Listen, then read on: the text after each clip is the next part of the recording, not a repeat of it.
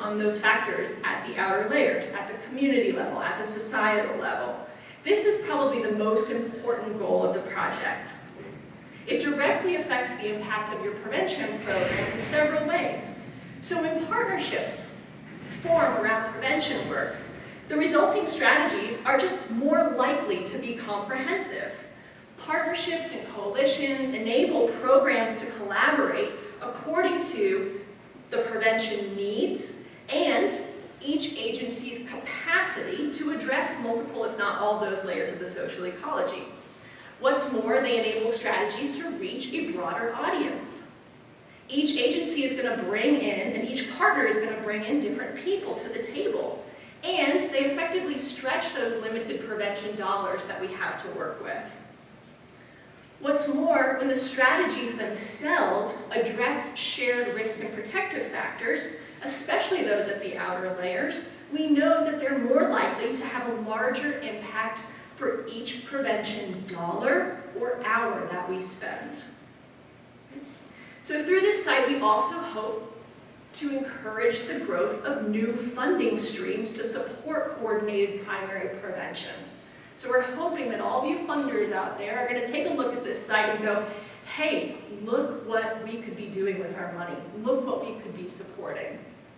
And finally, for researchers, we're hoping that the site can be used to help identify gaps in the research, where practice-based evidence can help to establish the effectiveness of strategies or push the research agenda and grow that available set of evidence-based strategies that we have available, which, as we have already heard today here, are not quite that many, not as many as we'd like.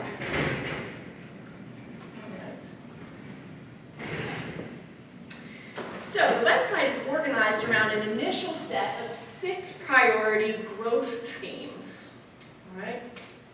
Employment stability and economic opportunity, healthy gender norms, community connectedness, school climate and connectedness, parent-child connectedness, lots of connectedness here, and finally, healthy social and emotional development. These themes are comprised of conceptually similar risk and protective factors that are shared by all 5 of those prioritized violence outcomes. That was one of our criteria. Additionally, these particular themes were purposefully selected because they do represent every layer of that social ecological model, but they have a heavy emphasis on stuff at the outer layers, right? So this is what we're starting with. As the website evolves, as research evolves, we'll continue to add to this list of growth themes. And we're going to take a look at one of these, just one, a little more closely so you can see what information and resources our site has to offer on each of these themes. So, this is one of the inner pages associated with a growth theme for the website, community connectedness. It describes the strength and the quality of ties between members of a community. Community connectedness has been found to protect against all 5 of North Carolina's prioritized violence outcomes. So, what do initiatives to increase community connectedness look like? Well, they include community-based after-school programs, community gardens, community art and social centers, and community health worker programs, among others. In general, these are strategies that seek to foster trust and commitment and a willingness to help among members of a community. All right, so this is part of the tool that facilitates that first goal that we call select. Each growth theme has a page that looks just like this. So for those of you who are familiar with some of the more popular public health program planning tools, think of this as sort of our version of county health rankings meets blueprints, meets the community toolbox. We're just trying to give programs tools they need to implement prevention programs and connect with others in the state for more meaningful partnerships. So here you'll find a summary of the research that links this particular theme to the risk and protective factors associated with the theme, and a list of the types of strategies that can be used to modify those risk and protective factors. All of this is intended to help users select the strategies that are most important for their communities. There are also links to the strategies that are evidence-based, a map showing where these prevention efforts are taking place around the state, and resources. Here you'll find links to heaps of planning and implementation and evaluation resources that are created by all the experts in the field, as well as data sources to help you understand what's going on in your community, and, like I said before, funding resources, and specific to this growth theme, and often this state. Finally, we include a list of references for those of you who like to do lots of reading. All right, so while I've got you thinking about research, here's a poll question for the researchers out there. In under 10 words, what one topic of violence prevention research would you most like to see addressed, or would most help you in your prevention work as practitioners? What do you feel like is missing?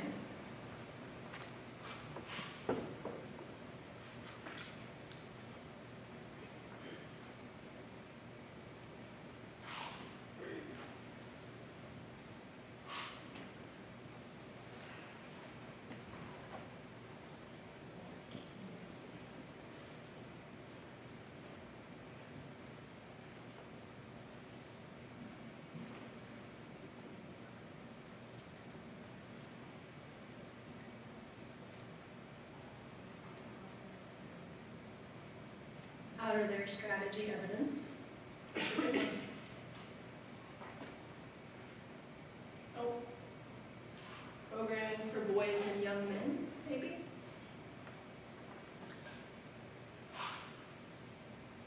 Can we do anything without dismantling racism?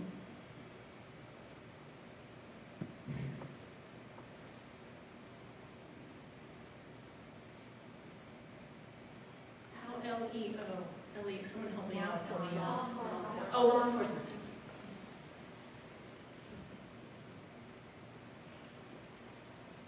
Programming for immigrant populations. Abstinence-only education's effect on healthy relationship education. Population-specific prevention. Excellent. Additive effects of multiple outer layer strategies. Lots and lots of great ideas. So, many, many things to be explored. Researchers, I know you're busy, but... So we are keeping track of all of this, and if anyone's interested in the results of any of these polls, we're happy to share them with you. All right, so now we're going to move on to the centerpiece of Prevent Violence NC, and that's the map. So, here's what the map is going to look like. You'll see the state of North Carolina with pins all over it. Each one of these pins represents a violence prevention or violence response program across the state. This map is going to be crowdsourced, which means we are starting it with an initial set of programs that we've done research on online and that we know about through working with all the fantastic organizations across the state. But it's going to be up to you and your colleagues and your communities to bring these great programs to our attention. I've already learned about a bunch today that I didn't know about before. So again, that's going to be something that we're counting on the community to volunteer for us so we figure out what's going on and that we can bring it to the attention of anyone who comes to this site and spread all these great messages out to the rest of the state. All right? This map will be organized both by explicit violence prevention and response programs as well as any of those programs that address the shared risk and protective factors that we prioritize. So the final pieces of the website I want to share with you today are the case studies. So I saved the best for last. The case studies are intended to highlight the innovative work being done around the state to address these priority shared risk and protective factors. They also provide guidance to communities interested in replicating these programs themselves. We're starting with just a small handful of case studies, and we're really interested to add to this collection. So just like the map, we need your help in identifying programs to feature in these case studies moving forward. Now, each of the programs that I'm going to show you represents an innovative approach to violence prevention, one that is designed to modify those risk and protective factors.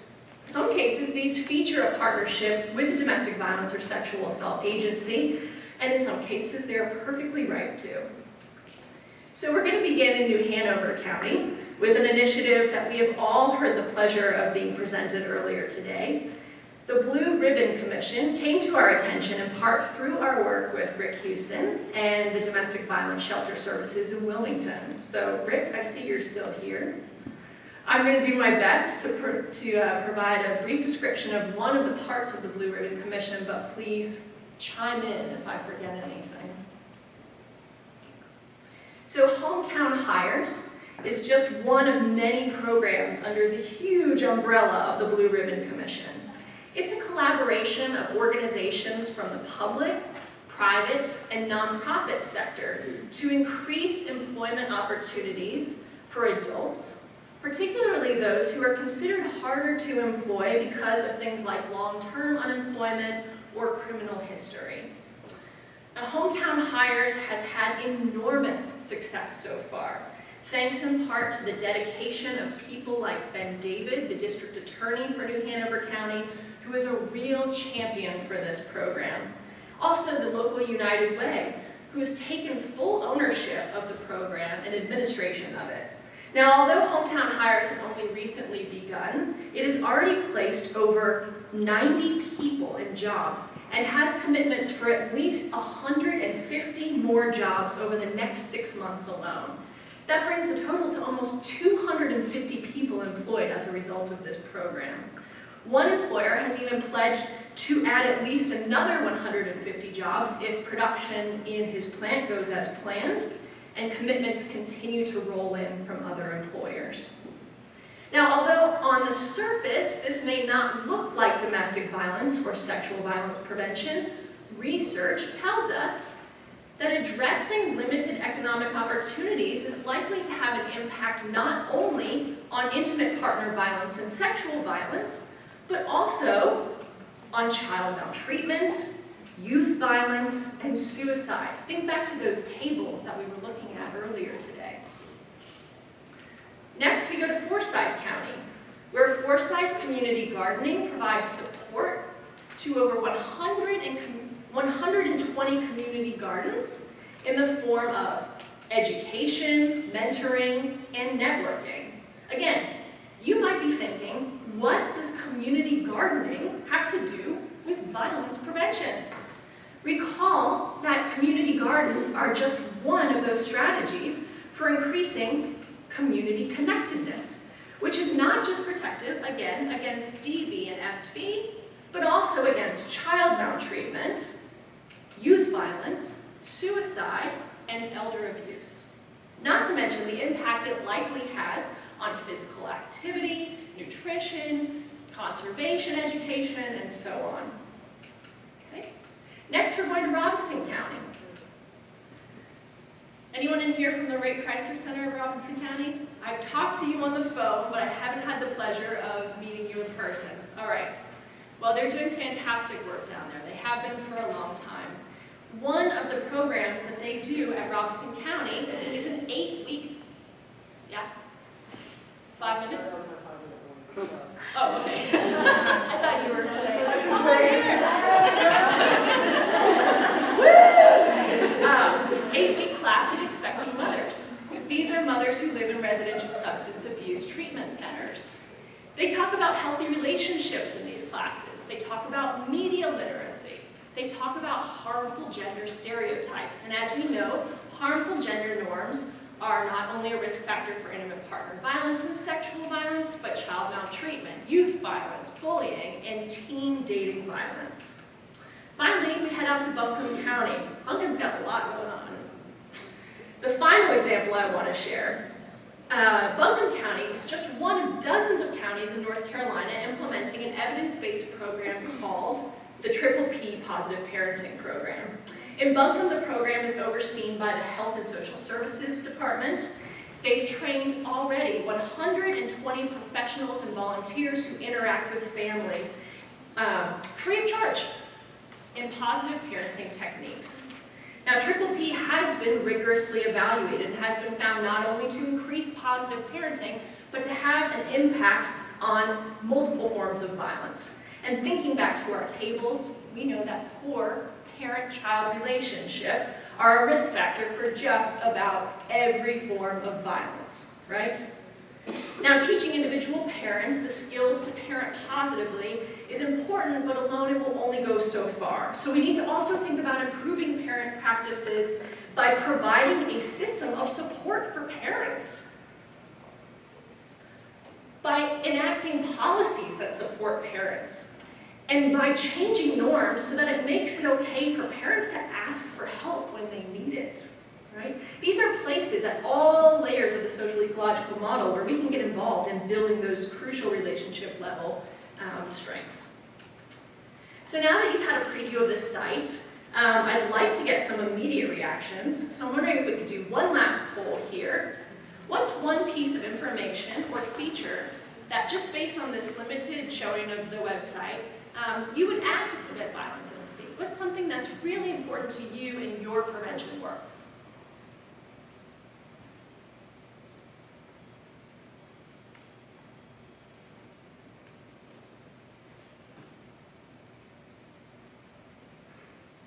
Thanks.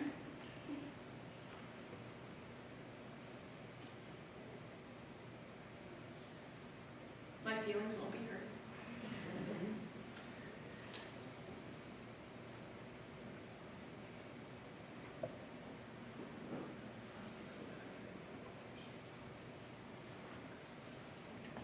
Live chat, that's a great idea.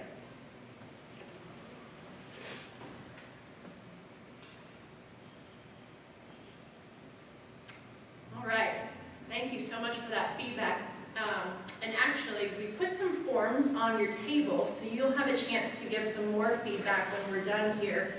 But if you think of anything else, the website has not gone live yet. We're still finalizing it. And as I said, this is a tool for you. And we want to do everything we can to make it as useful as possible. So please, if you have any suggestions after today or have any ideas as you're driving home, contact me and let me know what it is you like about this site, what you don't like, what you think needs to be added. So I want to just wrap up by saying, as we travel the state and talk to folks working in local programs, we get a snapshot of both the barriers that local programs face when developing prevention programs and the tremendous opportunities for local programs and communities to engage in prevention. So, as many of you pointed out, money, time, access, and information are consistently cited as barriers to doing prevention. And we feel that this website, Prevent Violence NC, can begin to help you address each one of those barriers. So you all are the ones doing this work. You're the ones we had in mind when we developed this tool. And we have tried to make this tool as responsive to your needs and those barriers as possible. I mean, the reality is most agencies can't run a comprehensive prevention program on their own. While this is frustrating, it might actually be viewed positively. We all know that necessity is the mother of invention, right? So effectively, we must join with other organizations to do the work. Strategic partnerships around these risk and protective factors, the ones that matter to everyone. Expand our pool of resources, expertise, and, most importantly, our community buy-in that's necessary to build meaningful collaborations and a meaningful prevention strategy. What's more, it makes for far more effective prevention because it, again, acknowledges the complexity of violence, those overlaps and those intersections, not just with these other forms of violence, but with other social issues, like financial hardship, discrimination, lack of access to safe neighborhoods and education, and the health outcomes that I could add on here are virtually endless. We could add so many columns to those CDC tables that would stretch on for miles. Things like chronic disease, infectious disease, malnutrition, risky behaviors. That research is continuing to emerge. Now, as you saw in the case study examples, the resulting projects around shared risk and protection can look nothing like what we typically expect for domestic violence or sexual violence prevention to look like, or even violence prevention period. But this provides a number of practical advantages. Many of these programs don't rely on uninhibited access to the schools. As we talk to many of you around the state, we know that this is an issue for some folks. We have got fantastic evidence-based programs for going into schools and changing kids' ideas about relationships and dating behaviors. In fact, one of the most highly respected programs was created right up the street at UNC by Dr. Vanjie Foshee and her colleagues. Safe Dates is probably something that sounds familiar to many of you. But for those programs who are still working to gain that access to the schools, partnering with other organizations can help to gain access or can help you to develop a different strategy that will work to prevent violence despite not being in the schools. And even if you do have great school access and you're able to implement a program like Safe Dates or Shifting Boundaries, building a comprehensive and complementary strategy that looks at modifying that whole ecology in which kids live can be really important. So that when kids leave school and they have that knowledge about how to be in a healthy relationship, they're actually supported by a healthy family environment, by a healthy community, and by healthy policies, norms, and media that support those and reinforce those vital lessons. So all of these pieces are vital. Creative programs, comprehensive programs. And finally, another advantage is these programs can almost always be framed as health promoting or asset strengthening. In fact, they never even need to mention violence. Think of the community garden, think of the employment programs. In communities where there is initial reluctance to have these conversations about domestic and sexual violence, this could be precisely the way to begin the necessary violence prevention work. And what's more, it gives communities the opportunities to focus on their strengths rather than dwelling on their gaps or their perceived shortcomings. So thanks for giving me the opportunity to introduce the Prevent Violence NC. I'm just put that name out there again. Through this process, it's been so educational and fulfilling to learn more about the innovative work that's going on around the state. And like I said, we are anxious to learn more about what's happening out there. And we look forward to the official launch of the website, hopefully at the end of this month. And I hope that you'll each reach out to me with any suggestions. And like I said, it's a tool for you, so we want to know how to make it work for you. Now, 2 things I'll ask is that you fill out that 1-page survey that's on the middle of your table. Feel free to add any comments on the back if the presentation sparked any brainstorms for you, and you can leave those on the table when you're done. And as you mingle and make connections during the reception or on the ride home tonight, think of a list of new partners with whom you can reach out and find ways to engage in meaningful prevention and collaboration. And when you do, let us know about it so we can feature it on the website. Thank you.